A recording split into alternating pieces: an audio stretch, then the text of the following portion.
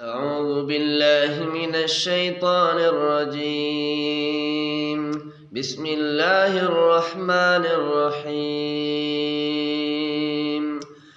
يا أيها الذين آمنوا إذا نودي للصلاة من يوم الجمعة فاسعوا إلى ذكر الله وذروا البيع ذلكم خير لكم إن كنتم تعلمون.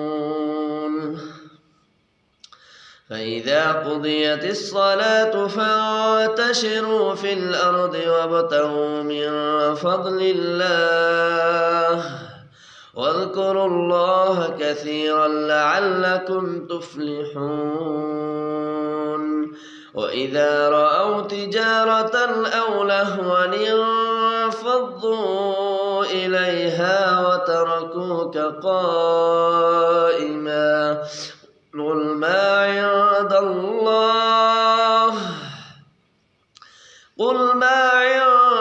الله خير من اللهو ومن التجارة والله خير الرازقين.